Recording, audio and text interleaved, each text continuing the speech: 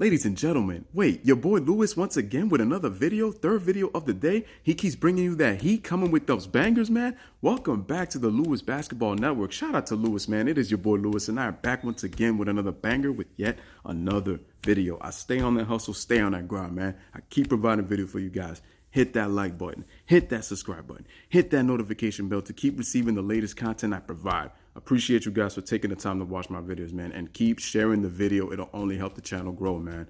I truly appreciate the community that I've provided, but it's like without you guys, there is no me. I truly appreciate it, man. Thank you from the bottom of my heart. Let's get on to these NBA topics. So, number one,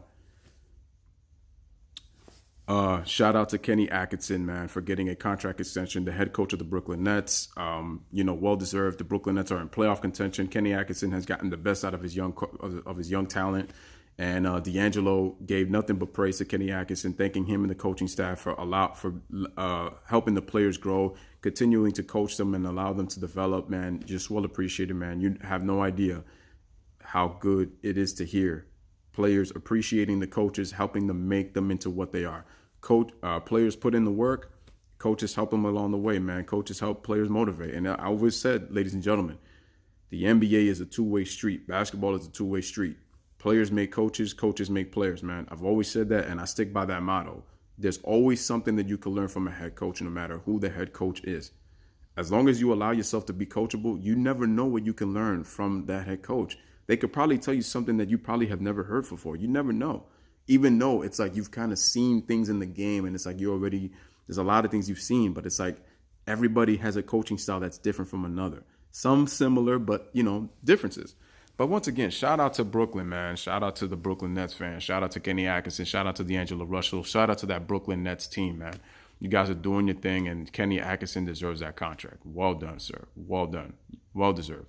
So, also, the Phoenix Suns, Devin Booker has been playing very, very well as of late. I mean, he's been a scoring machine. He's been a scoring tier the last couple of games, but they've been ending up in losses. Now, I know the Suns are without 4 players. Who all give you double digits per game. I mean, some of them include TJ Warren, Tyler Johnson, Josh Jackson. Who was the other player? I don't remember the other player. Oh, man, I forgot already. But anywho, like those 4 players that are on. Oh, and Kelly Oubre. There we go. They're missing about over 50 points per game from 4 players. So but he's been on a tear. Devin Booker has all-star talent. Do I think that he is a franchise player? Definitely a cornerstone of a franchise. I don't think he's your best player on a championship team. That's just my opinion. That's no disrespect to the brother. I think he is a future all-star in the making. I just need Devin Booker to find consistency and try to play through an 82-game stretch. But also, in order to do that, he needs to stay healthy. This is crucial for the Phoenix Suns in the draft. They really need to find a way to draft well, and they need to figure out what kind of team they're going to be, what kind of coach are they going to have, and what kind of direction is the franchise going to go. Because right now they don't have a clear-cut direction. And if I'm Devin Booker, I give the Phoenix Suns 1 more year. If they don't get it together, then you're going to have to really start exploring your options as to where you can go to where you can maximize your output and be part of a playoff team contending for a championship if I'm Devin Booker. Because the Phoenix Suns have shown in the last couple of years they have no idea what they're doing. And what's also killing me is that their drafting system is completely horrible. They keep drafting a lot of players in the same position. Like, at one point, they had so many guards. It's like, dude, you need to really build a team where it's like you can have you have an impact player at every position. They don't have to be a superstar player.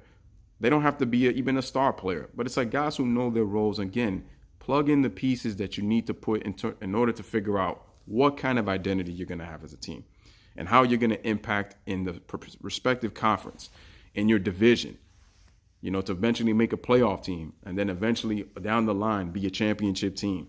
Like, that's what you got to do. But it's like these organizations, like in the front office, is so toxic. They have no effing clue in what they're doing.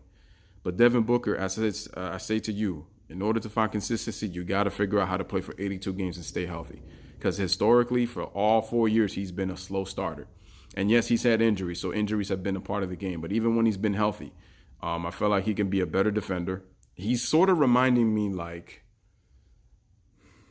I don't know, there's one player that I'm kind of comparing him to, and I could be wrong. He sort of kind of reminded me of Ray Allen, just a more potent scorer than Ray Allen.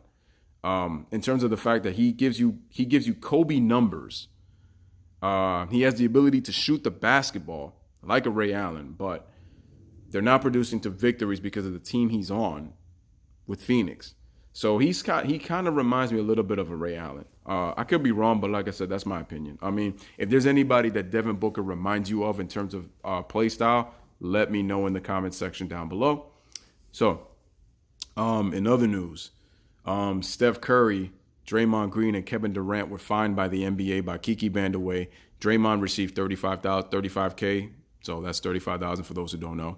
Steph Curry got $25K, $25,000, and Kevin Durant got $15K, $15,000 for the comments, public comments that Draymond had made on Instagram, and Steph Curry and Kevin Durant had called out to the media about the integrity of NBA officiating, which happened in the game against Minnesota in terms of when they lost the game, in terms of they questioned the officiating in terms of the foul calling and the non-calls that they received down the stretch in that game.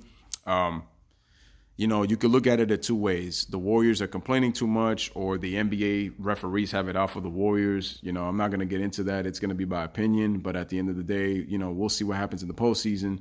And some people have already said in the comments, the Warriors better be careful. Like, if these refs are not officiating their games, because if that's the case, they're going to lose some games. And if possibly not, they could determine the outcome of a series. But we'll see what happens. I mean, but, this is one of those fines that, you just take it and you just move it on, basically.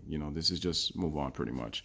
So that's how I look at it. Are they kind of complaining about it? I mean, to an extent, they have some sort of they have an argument in terms of how the game went. I mean, it was kind of true. But again, maybe it's because they want the Nuggets to win that number 1 seed. And let me say this about the Denver Nuggets. First of all, shout out to them because they also got to a slow start and they missed Paul Millsap with a huge part of the season due to an injury. They had Gary Harris out. They had Jamal Murray out. And even with those guys in and out, Will Barton too. And even with all that, the Denver Nuggets are the number 2 seed in the NBA in the Western Conference.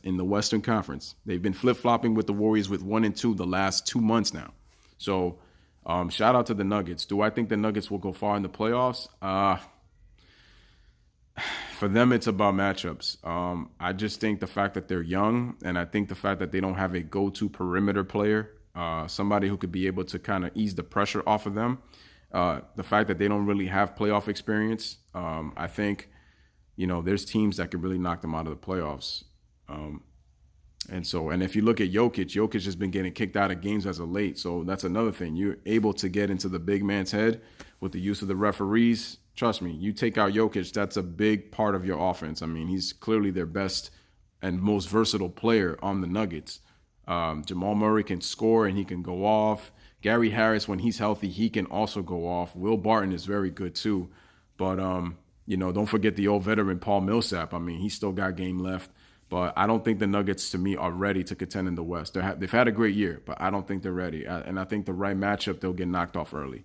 Like, things would have to go the Nuggets' way in order for them to go deep into the playoffs. And I just think with teams like the Warriors and the Rockets, even the Oklahoma City Thunder, man, if they ever get it right, I don't see the Nuggets going far. At best, I could see them in the second round, but that's with the right matchup.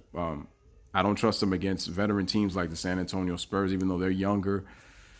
Like, there's just teams that I don't see them playing well against. So that's why I said I'm not ready to crown the Nuggets and say, they've had a great year, like I said, but I just don't know if they're going to really go far in the playoffs. I think there's still I feel like they're 1 or 2 years away from really being real serious contenders in the Western Conference. They definitely need a go-to player down the stretch for sure. But the Nuggets are very deep. And the thing is also they have to learn how to win on the road because they're too reliant of a home team. They're dominant at home, but on the road they struggle. So that's another thing. So I think the Nuggets, as good as they've been all year, shout outs to them. Shout outs to Nugget fans. Shout out to the Joker Jokic and, to Jamal Murray, Will Barton, and to Gary Harris, Paul Millsap. I mean, Mason Plumlee, those guys have been playing. They've been balling, but I don't think they're ready yet, but that's no disrespect to them. And so with the Warriors, they take it, move on, it's just the way it is. But I think at the end of the day, once the Warriors are at full strength, we are going to see the real Golden State Warriors. What's unfortunate is if the injuries happen, you already know the league, especially the Warrior haters, are going to be all over Golden State. They get the benefit of the calls. The Warriors have never had to face a fully healthy team, as if people are thinking that the Warriors are out here New England Patriot people. They're trying to spygate. Oh, let's go injure this player. That's not what they're doing. The injuries have just been a lot fortunate. And that's another thing, man.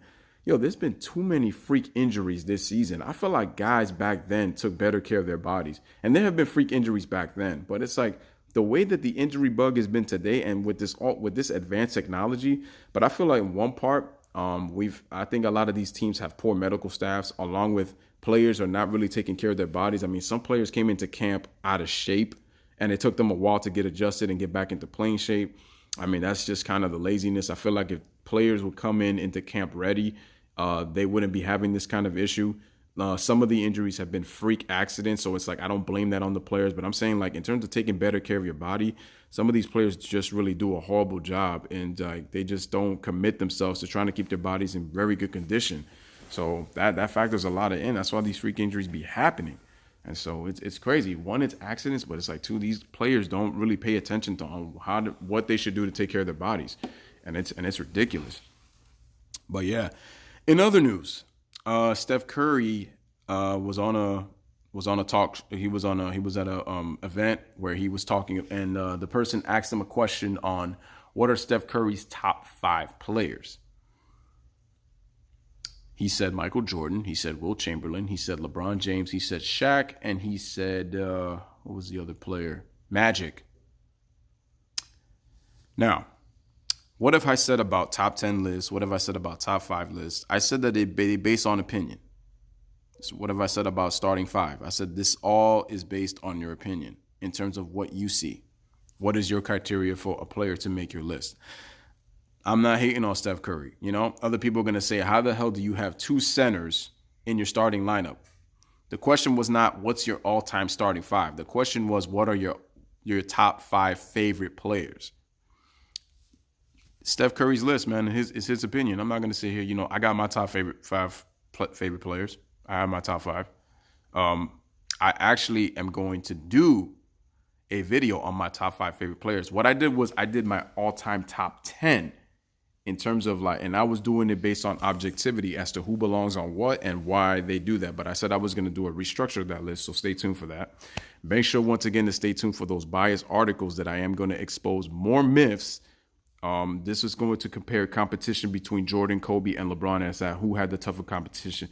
In my opinion, Jordan faced the more 60-win teams, but Kobe had more competitive 50-win teams as compared to LeBron. But again, I'm going to go into further detail in a future video, so make sure to stay tuned for that. And also, I'm going to have another article on the person who made the article as to why it focuses on the 2013-2014 Miami Heat and Miami Heat players speaking on when LeBron James misses games, and talks about the time period that LeBron has missed games in his Heat years as to why players still believe that the Heat can contend for a championship. Did y'all hear that right there? That why they can still contend even without LeBron James. Did I say that they're gonna win it without LeBron? No, but they said why they can still contend and what type of team that they will still be. Stay tuned for that video also.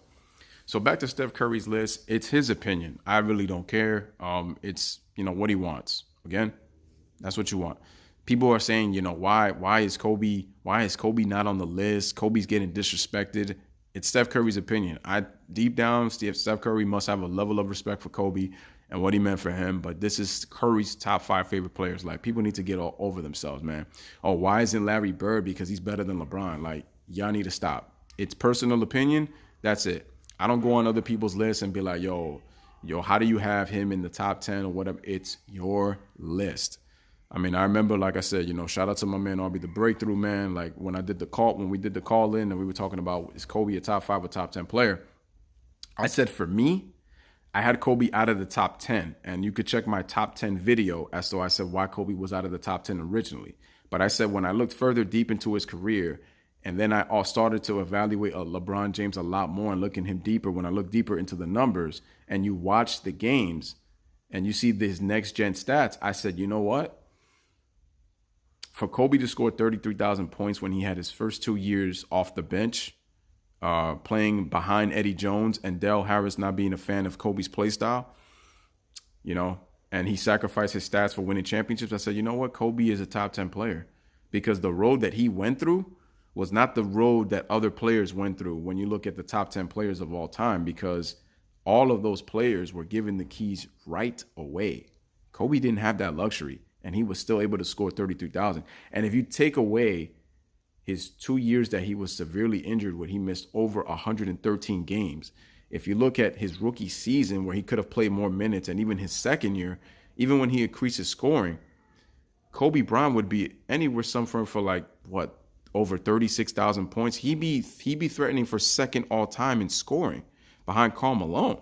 So, I mean, you think about that. And this is a two guard, mind you. So, you know, but like I said, man, it's all, Curry can have his list what you want. Anybody can have their list what you want. It's all about personal preference, man. It's like people getting all emotionally triggered over the fact that your favorite player is not on another player's list. And how can you have it? It's like people need to honestly just stop. You have what you have and you like what you like, man. That's it. Like, if you have reasons why you could back it up, okay. And it was like, I said that in a call-in as to why.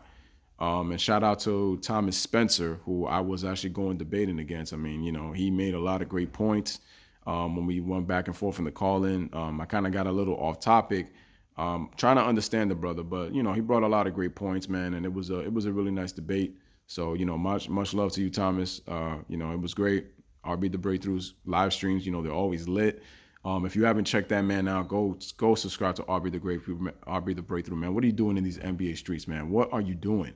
Go subscribe to this man, man. YouTube has been doing every single thing to bring this man down. And what does he do? He continues to provide the best NBA content, continues to spread positive messages, man, to help inspire people. And also, he continues to give you that objectivity, man. He's not a guy who chooses sides, again, okay, unless the evidence proves that it's going to favor something over the other. But it's like he always is doing his thing. But once again, man, shout out to him, you know. Got to go subscribe to that man. He just provides the best content in the game, at least in my opinion. But in other news, you know, Kevin Love inspires a young fan for mental health awareness. As you guys know, or some of you don't, Kevin Love suffers from anxiety. He gets very anxious, and I give him and DeMar DeRozan a big shout out. Shout out to DeMar DeRozan. They came out and admitted that they suffer from anxiety. It's a big problem. And depression is what DeMar suffers from. It's not easy dealing with those kind of conditions and being able to explain in detail, you know, what a person is going through. Usually people who don't have those kind of conditions at times, they like to tend to hold themselves in because they're afraid of judgment. People are being afraid to be judged. But I give kudos to both of those guys for coming out and basically inspiring people to understand that, hey, it's okay to have a condition. Look, they're NBA players. They're humans at the end of the day. And for them to express what they're going through and the conditions they have, I mean, that should inspire any kids or any adults who are going through a similar struggle and they can't really express themselves into what they're going through. I hope that this message, you know, goes viral and they're able to, like, again, continue to spread and continue to speak out, you know, on children and adults who go through these kind of conditions, you know, teenagers as well.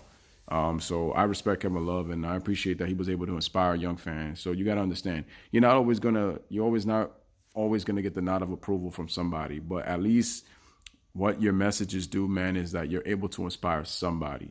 And, you know, and they take the message that you were able to inspire them and they take that message and then they spread the word to other people. Then hopefully, slowly but surely, people are going to listen. You're not going to convince everybody, but hopefully it can inspire somebody, you know. And that's what it's all about, you know, when we deliver messages and we, you know, let people know what's going on. Which is why I was wondering, with Kevin Love doing this, I asked LeBron James, and I don't mean to hark on the brother because this isn't really about him, but the reason I connected to him is that Kevin Love was going through all this. Where was LeBron trying to show that he was a great teammate? Because you never heard, ladies and gentlemen, I ask you this question. Have you ever heard LeBron come in support of Kevin Love when Kevin Love admitted openly that he suffered from anxiety and depression? And LeBron played with Kevin Love for 4 years. If somebody can show me the video or somebody can show me an article where LeBron shows support to Kevin Love, please let me know. But this is my issue with LeBron James. If he's such a great teammate, why is it that he's never really been there for his guys, as he continues to say his guys on Instagram? Or he'll say that I would never cheat those guys or put them under the bus, as he's told the media constantly in his time in Cleveland. Same thing in LA. That's why I say that it just makes it very hard to cheer for a man who contradicts himself constantly to the public. And the fanboys who he has on a silver platter in the palm of his hand spit the same rhetoric, the same vomit, and brainwash the LeBron stans to keep thinking that LeBron is so great. He may be a great individual player. He may be doing things for the community. But when it comes to stuff like this on the basketball court, in the locker room, where you're supposed to be a team leader, Kevin Love is going through something, and all he was pretty much a scapegoat. I mean, I've seen people, give Kevin Love threats, man, like if he was a nobody, and he's a human being at the end of the day. So once again, shout out to Kevin Love for, addressing that problem and, letting people know, spreading awareness. It's great. And I really hope that, it continues. He got a huge monkey off of his back, and that he can focus on playing basketball. I hope he can stay healthy and show people the Kevin Love in Minnesota still exists with the Kevin Love in Cleveland now that, LeBron is no longer there. Be that beast that he once was. But I think the key for him is to be able to stay healthy. But, that's the only way that it's honestly going to work. That's what it is. So in a future video, I'm going to do a comparison of centers. Stay tuned for this one. It will be Hakeem the Dream Olajuwon versus Shaquille O'Neal, Shaq, Diesel. Stay tuned for that one.